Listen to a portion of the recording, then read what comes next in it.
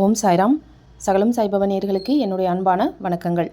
ஒரு கண்ணாடியை வச்சு ஒரு மிராக்கிள் பண்ண முடியுமா? ஒரு விஷயம் பாபா செஞ்சார்னா அதுக்கு பின்னாடி இவ்வளோ பெரிய அர்த்தங்கள் இருக்கா, இத்தனை ஏற்பாடுகள் இருக்கா, பிளான்ஸ் இருக்கா அப்படிங்கிறது இந்த வீடியோ பார்த்தீங்கன்னா உங்களுக்கு தெரிய வரும். அப்படி ஒரு என் வாழ்க்கையிலேயே மறக்க முடியாத எக்ஸலண்ட்டான ஒரு மிராக்கிள் தான் இன்றைக்கி வீடியோவில் பார்க்க போகிறீங்க. வீடியோவை மறக்காமல் லைக் பண்ணிவிட்டு ஷேர் பண்ணுங்கள். சேனலை நீங்கள் இன்னும் சப்ஸ்கிரைப் பண்ணல அப்படின்னா சப்ஸ்கிரைப் பண்ணிக்கோங்க. இப்போ நம்ம வீடியோக்குள்ளே போகலாமா? வணக்கம். இது சகலமும் சாய்பாபா.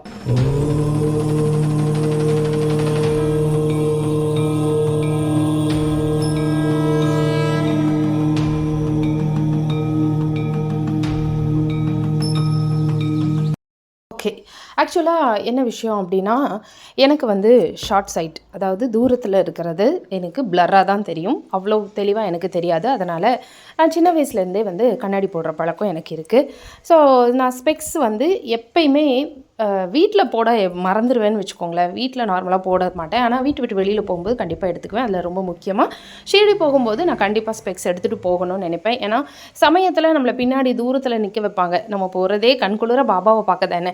பாபா நம்ம கண்ணுக்கு தெரிய வேண்டாமா? அதுக்காக கண்டிப்பாக நான் கண்ணாடி கேரி பண்ணிக்குவேன், போட்டுக்குவேன். ஸோ இது என்னோடய லிஸ்ட்டில் நான் முதல்ல ஞாபகம் வச்சுக்க வேண்டிய ஒரு விஷயம். இது எப்பயுமே நான் எடுத்துகிட்டு போவேன். ஆனால் இந்த வாட்டி ஷிரடி ட்ரிப்பில் பார்த்தீங்கன்னா ரொம்ப எனக்கு பர்சனலி ரொம்ப முக்கியமான பொருளே அந்த கண்ணாடி தான்.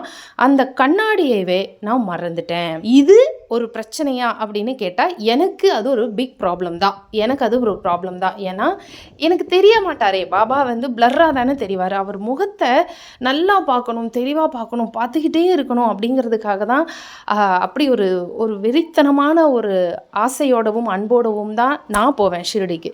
அப்படி இவ்வளோ 1500 கிலோமீட்டர் தாண்டி போகிறோம். அவரை சரியாக பார்க்க முடியல அப்படின்னா சும்மாவே தள்ளி விட்டுருவாங்க சீக்கிரம். அந்த தள்ளி விடுற கேப்புக்குள்ளேயாவது அவரை நல்லா பார்க்கணும் அப்படின்னு தான் நான் ஆசைப்படுவேன். எல்லாருமே ஆசைப்படுவாங்க. இப்போ நான் கண்ணாடியை மறந்துட்டேன். இந்த கண்ணாடியை மறந்த எப்போ ஞாபகம் வருதுன்னா, நான் கேபில் உட்காந்து ஒரு 10 மினிட்ஸ் கூட இருக்காது, ஒரு 5 மினிட்ஸ் தான் ஆயிருக்கும். ஆனால் எனக்கு காரில் ஞாபகம் வந்துருச்சு, நான் கண்ணாடி எடுத்துகிட்டு வர மறந்துட்டேன் அப்படின்னு. எங்கள் அம்மா கிட்ட சொல்கிறேன். எங்கள் அம்மா கிளம்பியாச்சு, இனி வண்டியை திருப்பக்கூடாது, திரும்பி போய் எடுத்துகிட்டு வரலாமாம்மா அப்படின்னு நான் சொல்கிறேன். வண்டியை இனி திருப்பக்கூடாது, நேராக தான் போகணும் அப்படின்னு சொல்லிட்டாங்க எங்கள் அம்மா. இது எங்கள் அம்மா எப்பயுமே ஃபாலோ பண்ணுற ஒரு விஷயம். ஒன்ஸ் கிளம்பிட்டோன்னா கிளம்பிடணும், திரும்பி வரக்கூடாது, அது நல்லதில்லை அப்படிங்கிற மாதிரி. இது எங்கள் அம்மா சொன்னதும் எனக்கு என்ன சொல்கிறது, அடுத்த செகண்ட் எனக்கு மூட் அவுட் ஆயிடுச்சு. அப்செட், பயங்கரமாக மூட் அப்செட்டுங்க. இந்த வாட்டி நான் ஷிரடி கிளம்பும் போதே எனக்கு மூட் அப்செட் தான். அதுக்கு காரணமே இந்த கண்ணாடி தான். ஸோ எனக்கு எல்லாத்தையும் ஞாபகப்படுத்தின பாபா, இதை எடுத்துக்கோ அதை எடுத்துக்கோன்னு எல்லாத்தையும் ஞாபகப்படுத்தின பாபா ஏன் எனக்கு இந்த கண்ணாடியை எடுத்துக்கோன்னு ஞாபகப்படுத்தலை அப்படின்னு எனக்கு பயங்கரமாக கோபம் வந்துருச்சு. பாபா மேலேயும் என் மேலேயும் எனக்கு மாற்றி மாற்றி அப்படி என்ன ஒரு மறதி, நமக்கு இவ்வளவு மறதி ஆகாது, இந்த ஹரிபரியில் எப்படி இதை மறந்தோன்னு சொல்லிட்டு எனக்கு காரில் போகும்போதே, இங்கே ஸ்டேஷனுக்கு போகும்போதே கண்ணெல்லாம் அப்படியே கதன்னு குளமாகுது. ஆனால் நான் அதை வெளிப்படுத்திக்காமல் நான் என்னை மனசை தேத்திக்கிட்டு போகிறேன். ஸ்டேஷனுக்கு போய் வர்றவங்க எல்லாருக்கிட்டையும் புலம்புறேன், கண்ணாடியை மறந்துட்டு வந்துட்டேன், நான் எப்படி பாபாவை பார்ப்பேன். இதே தான் புலம்பலாக இருந்தது. இப்போ என் ஹஸ்பண்ட் சொல்கிறாரு, ஏன் கண்ணாடியை வேணால் போட்டுக்கோம். கூட வந்த பொண்ணுங்க சொல்கிறாங்க, ஏன் கண்ணாடி வேணால் நீங்கள் யூஸ் பண்ணிக்கோங்கக்கா, பவர் பாருங்கள், செக் பண்ணுங்கள் அப்படின்னு. பவர் செக் பண்ணும்போது ஓரளவுக்கு நல்லா தெளிவாக தான் தெரியுதுனாலும் அங்கே போய் அந்த ரஷ்ஷில் யார் எங்கே ஸ்ப்ளிட் ஆகும்னு தெரியாது. அந்த நேரத்தில் போய் உன் கண்ணாடியை கொடு, நான் பாபாவை பார்க்கணுன்னு சொன்னால் இது ஒத்து வருமா? யோசிச்சு பாருங்கள், ஒத்து வராதுல்ல. ப்ராக்டிக்கலி இது செட் ஆகாது அப்படின்னு என் மனசு சொல்லுது. ஆனால் எனக்கு என்ன பண்ணுறது, கடைசி வரைக்கும் என் புலம்பல் நிற்கவே இல்லை. ட்ரெயின்லையும் புலம்பிக்கிட்டே இருக்கேன், கண்ணாடியை மறந்துட்டேன்னு.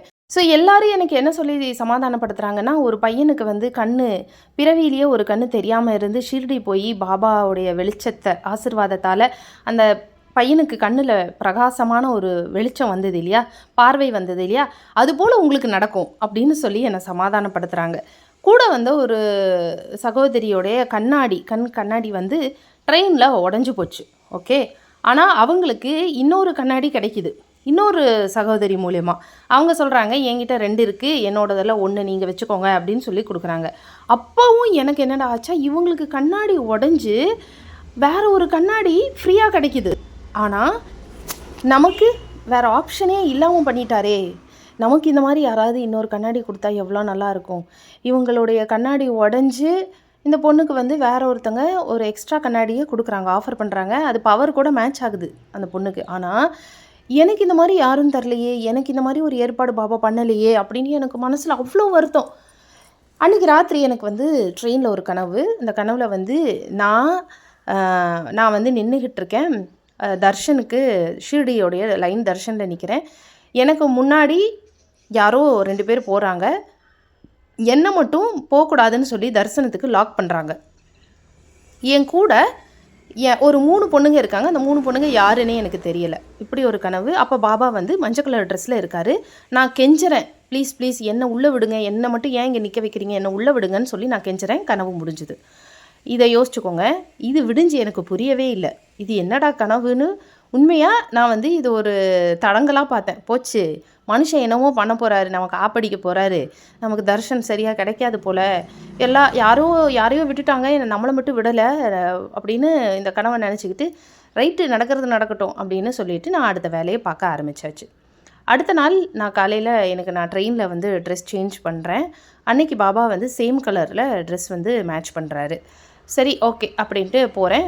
அன்றைக்கி எல்லோ கலர் ட்ரெஸ்ஸில் நான் இருக்கேன். போன வீடியோவில் சொன்னேன் இல்லையா, அதே எல்லோ கலர் ட்ரெஸ்ஸில் நான் இருக்கேன். அது வந்து எனக்கு பாபா வாங்கி கொடுத்தாரு. தர்ஷனுக்காக உள்ளே போகிறோம். உள்ளே வந்து துண்டு வஸ்திரம் இது எல்லாமே நான் கையில் எடுத்துகிட்டு போகிறேன். அங்கே தான் மிராக்கிள் ஸ்டார்ட் ஆகுது.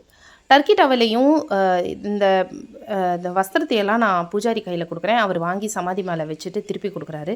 கடைசியாக நான் வந்து லட்டுவையும் டர்க்கி டவலையும் கொடுக்கும்போது அவர் லட்டு மட்டும் வாங்கிட்டு டர்க்கி டவலை திருப்பியும் எடுத்துகிட்டு போ அப்படின்னு ஒரு மாதிரி கடிச்சிட்டு சொல்கிறாரு. என்ன அப்படியே மூஞ்சியெல்லாம் காட்டுறாரு.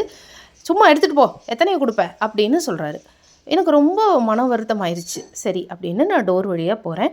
டோர் வழியாக போய் வெளியில் நிற்கிறேன். கரெக்டாக எனக்கு முன்னாடி ஒரு 2 பேர், என் கூட வந்த ஒரு 2 ஹஸ்பண்ட் ஒய்ஃப், அவங்க வந்து வெகுன்னு ஒரு கேட்டை திறந்து போகிறாங்க. நோட் திஸ் பாயிண்ட், என் கனவில் பார்த்த மாதிரியே எனக்கு முன்னாடி ஒரு 2 பேர் வெகுன்னு போகிறாங்க. கரெக்டாக டோரை லாக் பண்ணிட்டாங்க.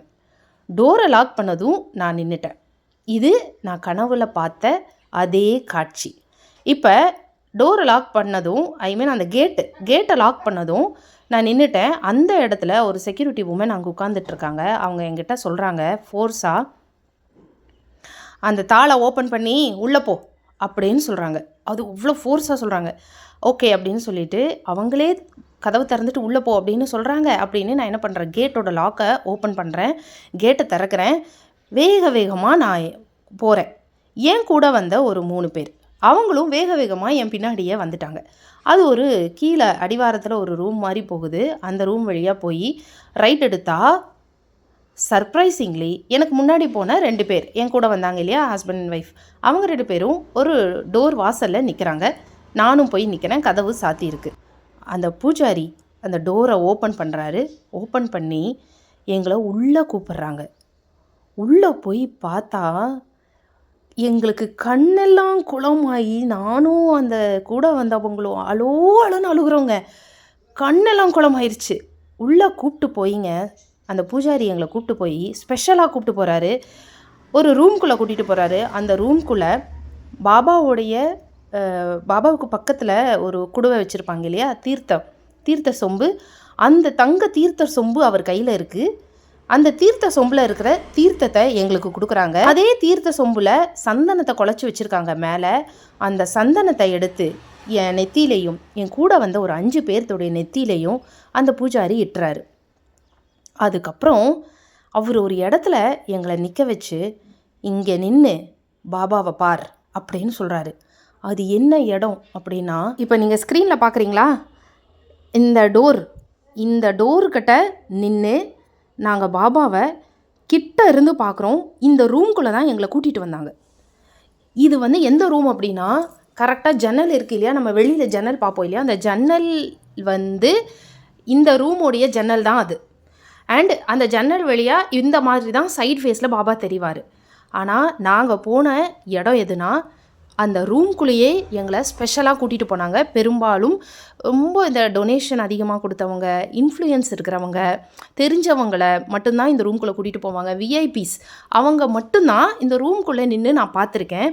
என்னுடைய நீண்ட நாள் ஆசை, இந்த ரூம்குள்ளே நின்று இந்த சைடு ஃபேஸில் கிட்ட இருந்து பாபாவை நம்ம பார்க்க மாட்டோமா அப்படின்னு எவ்வளவோ நாள் நான் ஏங்கியிருக்கேங்க உண்மையா.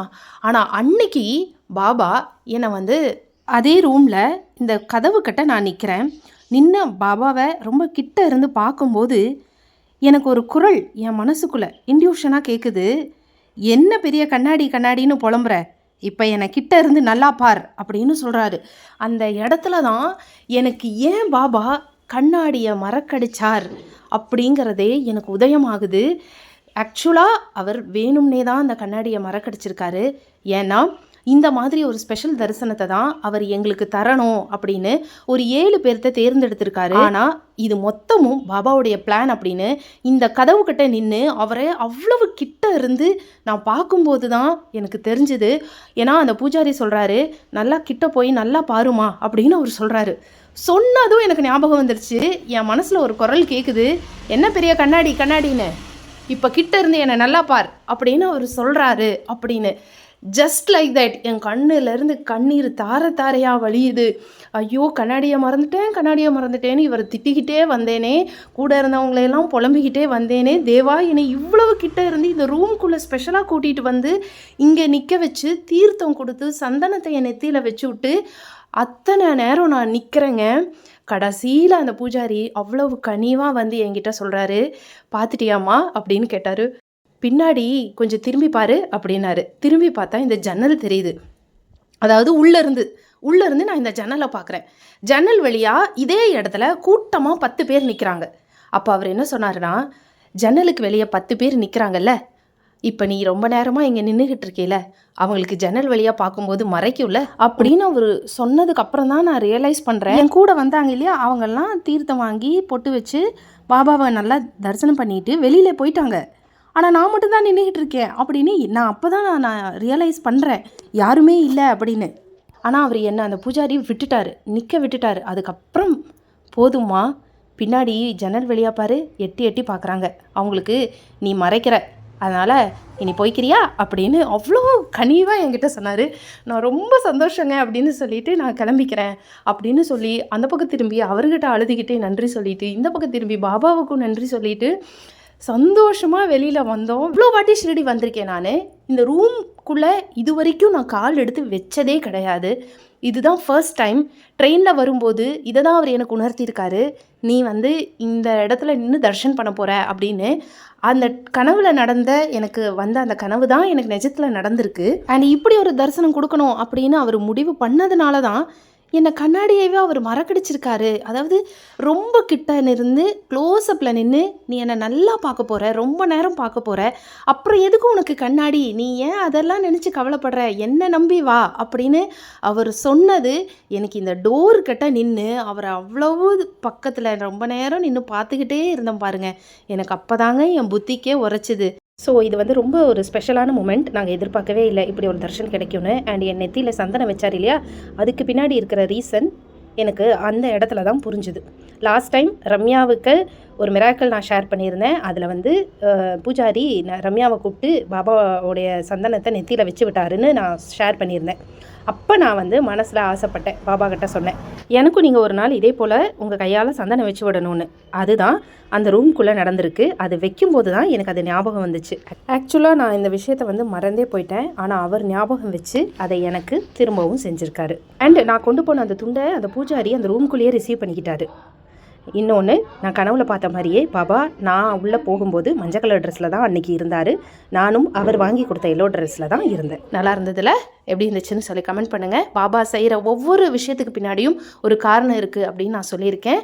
இதை தொடர்ந்து நாளைக்கு வீடியோவில் நாங்கள் போட்டு போன அந்த ட்ரெஸ்ஸை பற்றி நம்ம மிராக்கிள் தான் சொல்ல போகிறேன். அது இன்னும் எக்ஸலண்ட் அண்ட் கூஸ்பம்பாக இருக்கும். மிஸ் பண்ணாமல் பாருங்கள், இணைந்திருங்கள். மீண்டும் நம்ம இன்னொரு வீடியோவில் சந்திக்கலாம். நன்றி, வணக்கம். ஓம் சாய்ராம். ஸ்ரீ சாயியை பணிக, அனைவருக்கும் சாந்தி நிலவட்டும். ஜெய் சாய்ராம்.